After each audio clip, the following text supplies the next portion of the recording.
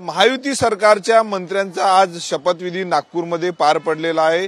जवळपास 39 मंत्र्यांनी जे आहे ती शपथ घेतलेली आहे मंत्रिपदाची। परंतु दुसरीकडे जर आपण पाहिलं तर शिवसेना असेल किंवा राष्ट्रवादी किंवा मग भाजपमधील जे आहेत ते नेत्यांचा पत्ता कट झालेला आहे। तर राष्ट्रवादीचे नेते छगन भुजबळ असेल, सोबतच शिवसेनेचे नेते तानाजी सावंत जे आहेत ते यांचा देखील पत्ता कट झालेला आहे। तर त्यामुळे जे आहे ते ज्यावेळेस शपथविधी पार पडला त्या शपथविधीला छगन भुजबळ उपस्थित नव्हते। दुसरीकडे तानाजी सावंत यांनी देखील दांडी मारलेली आहे। दोन महत्त्वाचे नेते जे आहेत ते या शपथविधीवरनं नाराज आहेत। मंत्रिपदाची त्यांना जी आहे ती शपथ दिल्या गेली, त्यामुळे ते नाराज असल्याची माहिती समोर आली आहे। याच रेडिसन ब्ल्यू मध्ये जर आपण पाहिलं तर छगन भुजबळ वास्तव्याला आहे, परंतु शपथविधीला येणं त्यांनी टाळलेलं आहे। दुसरीकडे तानाजी सावंत देखील नागपूरमधनं आता निघून गेल्याची माहिती समोर आलेली आहेत।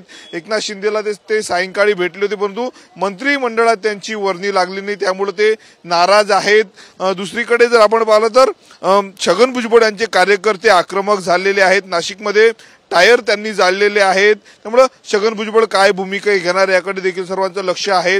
याच हॉटेलमध्ये जर आपण पाहिलं तर छगन भुजबळ हे सध्या वास्तव्याचं आहे आणि तानाजी सावंत जे आहेत ते निघून गेलेले आहेत। अब्दुल सत्तार यांचा देखील या मंत्रिमंडळाच्या विस्तारामधनं पत्ता कट झालेला आहे। अनेकांची नाराजी आहे। दुसरीकडे शिवसेनेने आणि राष्ट्रवादींनी सांगितलेलं आहे की अडीच वर्षाचा आता हा फॉर्म्युला असणार आहे, त्यामुळे 2.5 वर्षाचं आश्वासन या नेत्यांना दिलं जातं का अजित पवारांकडनं किंवा मग एकनाथ शिंदेकडनं हे देखील पाहणं महत्त्वाचं राहणार आहे। जवळपास 39 मंत्र्यांनी आज शपथ घेतलेली आहे आणि यामध्ये जर आपण पाहिलं तर छगन भुजबळांचा पत्ता कट झालेला आहे, त्यामुळे त्यांच्या समर्थकांमध्ये जर आपण पाहिलं तर नाराजीचं वातावरण आहे। त्याचमुळे त्यांनी याच्या शपथविधीला येणं टाळल्याची माहिती जी आहे ती समोर आलेली आहे। कॅमेरामन निकेत दातोंडेसह मी स्वप्नील उमाप, TV9 मराठी, नागपूर।